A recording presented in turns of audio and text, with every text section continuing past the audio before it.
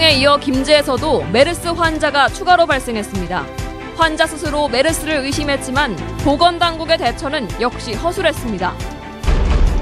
메르스 사태로 일선 학교의 불안감이 확산되고 있습니다. 환자를 접촉한 학부모의 소식으로 일부 학교는 긴급 휴교에 들어갔습니다.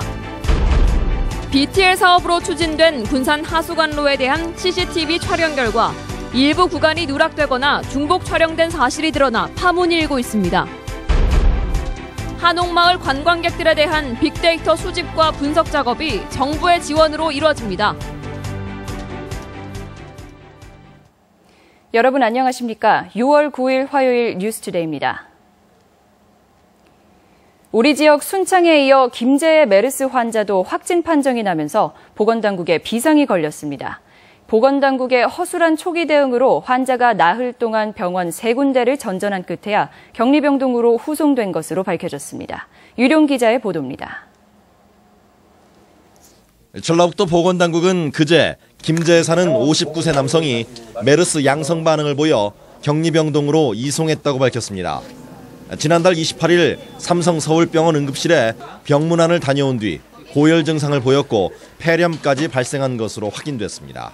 질병관리본부에 추가 검체를 확보해서 확진 검사를 의뢰를 했고 자가격리 환자 368명을 파악을 해서 관리에 돌입하게 되었습니다.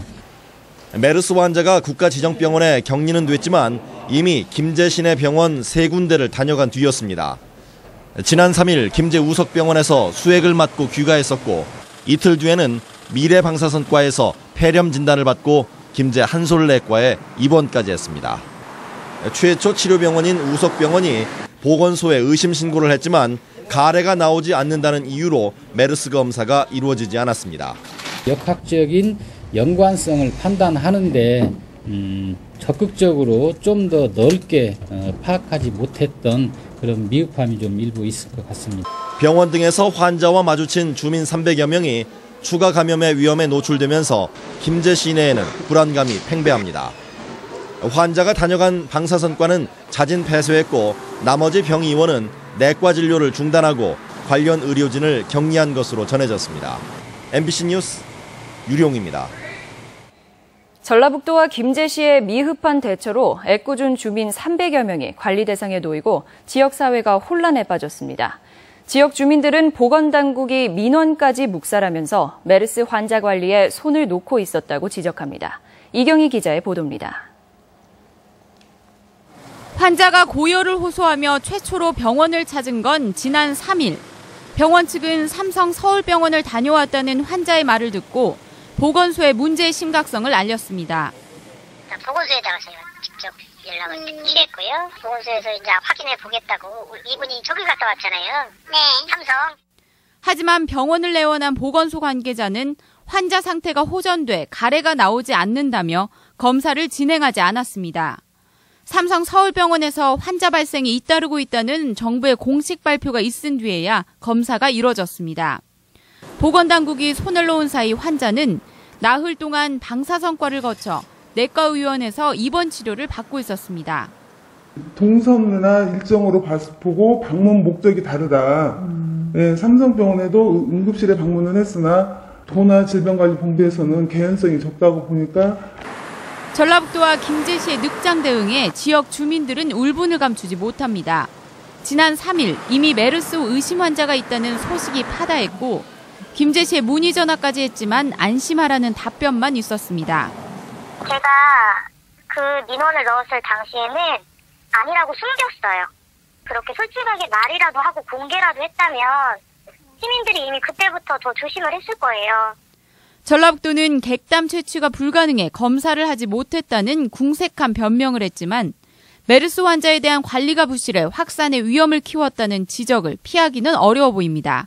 MBC 뉴스 이경입니다. 메르스 감염자가 김제에서도 나오면서 학교 현장에서 메르스에 대한 우려가 커지고 있습니다. 뒤늦게 소식을 접한 일부 학교에서는 아침에 휴업을 결정해 학생들이 등교했다가 되돌아가는 소동까지 빚어졌습니다. 보도에 강동혁 기자입니다. 김제의 한 초등학교. 김제에서 메르스 증세를 보인 환자가 나타나자 그제 긴급하게 휴업을 결정했습니다. 학교 곳곳에 소독제를 비치하는 등 대책을 마련하고 있지만 불안감은 커져만 갑니다. 너무 갑자기 당한 일이라 지금 학부모들이 근심이 크고 우리 선생님들도 역시 많은 걱정이 지금 앞서고 있죠. 지금. 도내에서 예방 차원으로 휴업한 학교가 100곳을 넘어 30여 곳에 그쳤던 지난주보다 크게 늘었습니다. 전주의 일부 학교는 인근 학교의 학부모 한 명이 김제 메르스 의심 환자와 접촉했다는 소식을 전해 듣고 아침에 갑자기 휴업을 결정해 학생들이 혼란을 겪기도 했습니다. 스마트하게 방송을 하고 입구에서 또 오는 애기들 다 돌려보내고 단체 활동도 잇따라 중단됐습니다. 정읍의 한 중학교는 이번 주 김제로 수련 활동을 떠날 예정이었지만 메르스 소식이 전해지면서 계획을 연기했습니다. 대규모 학생 이동에 따른 감염 우려 탓인데 도내 176개교가 교회 활동을 연기하거나 취소했습니다. 사정이 이렇다 보니 메르스를 차단하기 위한 교육당국의 행보도 빨라지고 있습니다. 정부의 위기 대응 수준보다 높은 경계 수준으로 대책반을 꾸려 상황을 파악하고 학교의 단체 활동을 자제토록 하고 있습니다. 학생 환자가 더 많이 발생할 경우에는 교육감님 제재로 격상이 되어서 등교 정지뿐만 아니라 휴교 조치까지. 정부의 허술한 대응으로 도내에 메르스 환자가 잇따라 나오면서 교육 차질을 비롯해 학교 현장의 혼란은 계속될 전망입니다. MBC 뉴스 강동엽입니다. 메르스 확진 권한이 지자체로 이관돼 신속한 검사가 가능해졌습니다. 전라북도는 그제 정부가 광역지자체에 메르스 확진 권한을 넘김에 따라 시약 등 검사 장비 보강을 완료하고 메르스 확진 검사를 시행한다고 밝혔습니다. 이에 따라 전라북도 보건환경연구원이 1차 검사를 하고 정부의 질병관리본부가 2차 검사로 확진을 하던 종전 방식과 비교해 확진까지의 시간이 단축돼 보다 빠른 방역이 가능할 전망입니다.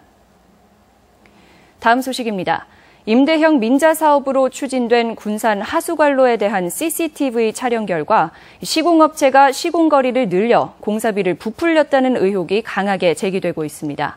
하지만 군산시는 제대로 조사하라는 국민권익위원회의 의결조차 거부하고 있습니다. 정진우 기자가 취재했습니다. 지난 2011년 하수관거 임대형 민자 사업을 준공해 5년째 운영하고 있는 군산시. 민간업체가 716억 원을 들여 하수관거를 건설하고 정부와 자치단체가 20년 동안 2천억 원가량을 공사비와 운영비로 지급하고 있습니다. 하지만 시공한 관로가 부족하다는 의혹이 제기됐습니다. 지난해까지 4번으로 나누어 CCTV로 실제 촬영한 거리는 106km로 전체 구간 114km보다 8km가 부족하기 때문입니다. 그나마도 촬영 구간 가운데 9km가량은 중복 촬영돼 공사비가 부풀려졌다는 주장이 터져나왔습니다. 실제적으로는 그 106km 중에서 8.6km가 중복되어 있습니다. 그렇기 때문에 그 8.6km는 미시공한 거리고 공사를 안 했다는 거리이기 때문에 철저한 조사가 필요합니다. 보고서에 나온 실제 촬영 거리가 무려 17km나 부족한데도 군산시는 10km가량을 촬영하지 못했다고 주장하면서도 뚜렷한 근거를 대지 못합니다. 촬영 못한 부분이 어느 정도인지는 모르시는 거고. 촬영 못한 부분이 있어요. 근데 그 정확한 현장을 지금 확인하고 있는 중이니까. 네.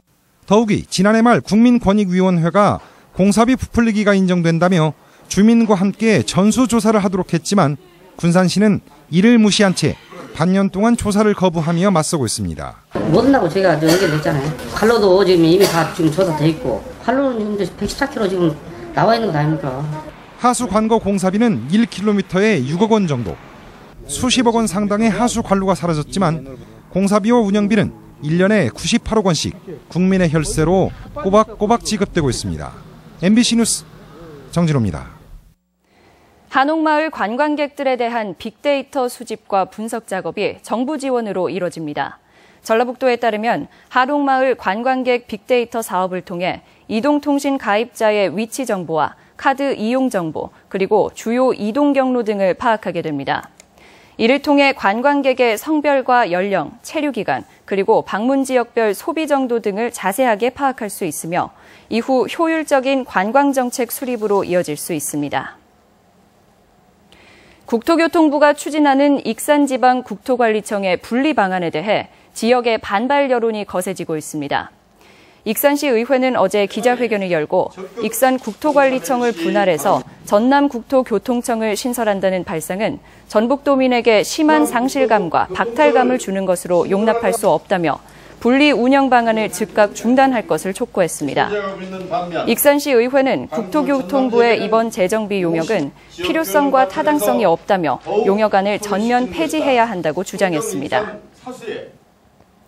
정읍 광역화장장에 강력하게 반발했던 인근 김제 씨가 최근 들어 공동 참여하겠다고 입장을 바꿨습니다.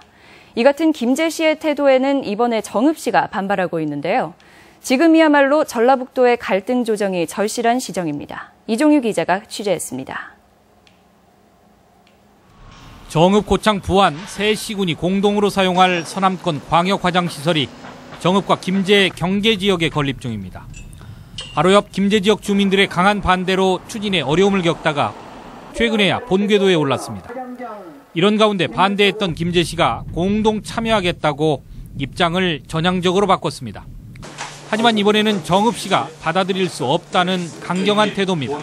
우리 정읍시 의회에서는 그런 신뢰받지 못한 기관과는 같이 상생할 수 없다라는 그러한 의견입니다. 정읍 시민들은 1년 이상 극렬히 반대했던 김제 시민들에게 감정적 앙금도 남아있는 것으로 보입니다. 이에 대해 김제 주민들은 정읍시가 대승적으로 김제의 요구를 받아주기를 바라고 있습니다. 정읍에서 좀 서운한 감정이 많이 있는 것 같아요. 그래서 그 문제는 김제에서 좀 잘못했다 하는 생각이. 특히 과거 반대운동에 대해 사과의 뜻까지 피력하며 두 지역 단체장과 의회 간에 대화를 하자는 요청도 내놓았습니다. 만나서 좀 이야기하고 같이 갈 수 있도록 그렇게 노력하면 좋겠습니다. 정읍과 김제 두 지역이 다시 갈등으로 치달을지 아니면 화해의 국면으로 접어들지 분기점에 놓인 상황. 지금이야말로 두 자치단체 간 이해와 협력, 그리고 전라북도의 갈등 조정이 필요한 시점입니다. MBC 뉴스 이종휴입니다. 용담댐 수질 조작 사건과 관련해 수자원공사 직원들이 무더기로 입건됐습니다. 전주 덕진경찰서는 지난해 3월부터 올해 초까지 200여 차례에 걸쳐 용담댐 상류에 있는 수질 원격 감시 장치 TMS를 조작한 혐의로 수자원공사 진안과 장계 하수처리장 직원 29살 이모 씨 등 12명을 입건했습니다. 또 이를 알고도 방조하거나 관리 감독을 소홀히 한 혐의로 진안 하수처리시설 전 관리소장 48살 이모 씨 등 4명을 함께 입건해 불구속 기소 의견으로 검찰에 송치할 예정입니다. 경찰 조사 결과 TMS 관리가 일부 계약직 직원들에게만 맡겨지는 등 방치돼 왔으며 근무자들은 기준치를 초과할 경우 과태료나 고용상 불이익을 받을 것을 우려해 TMS를 조작해온 것으로 드러났습니다. 불의의 사고로 뇌사 판정을 받은 50대 여성이 환자 3명의 생명을 구하고 영면했습니다. 전북대학교 병원에 따르면 뇌사 판정을 받은 52살 형화숙 씨가 간과 신장 2개를 환자 3명에게 기증하고 눈을 감았습니다. 가족들은 평소 봉사활동 등으로 이웃 돕기에 적극적이었던 고인의 뜻을 기려 장기 기증을 결정한 것으로 전해졌습니다.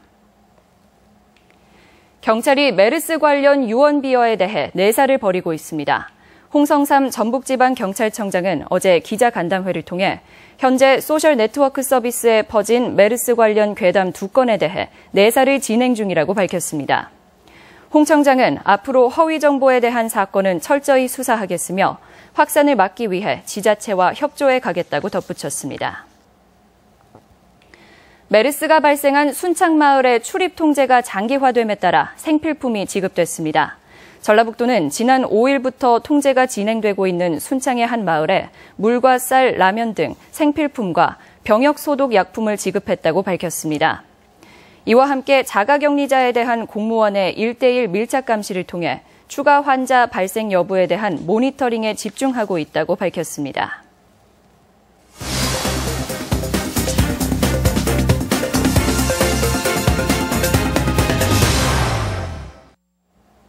정읍시가 조성한 신정동 첨단과학산업단지에 기업 입주가 시작됐습니다. 또 진안구는 전북대학교와 상생발전을 위한 협약을 체결했습니다. 시군 지역 소식을 이흥래 기자가 보도합니다.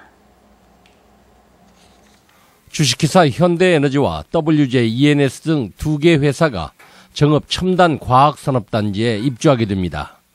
주식회사 현대에너지는 태양광 설비 제조와 시공업체로 5,000제곱미터 부지에 25억 원을 투자해 태양광 설비 등을 생산하며 10명을 신규 고용하게 됩니다.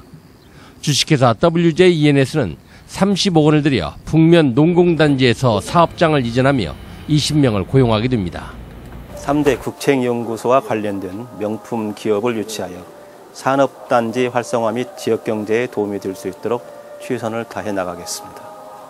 진안군과 전북대학교가 상생 발전을 위한 협약을 체결했습니다.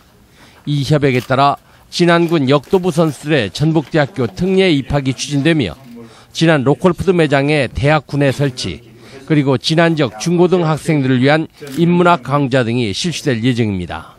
전북대학교의 교육 능력이 하나 되어 상생 공동체로 발전함으로써 주민들이 복지 향상으로 이어질 것입니다.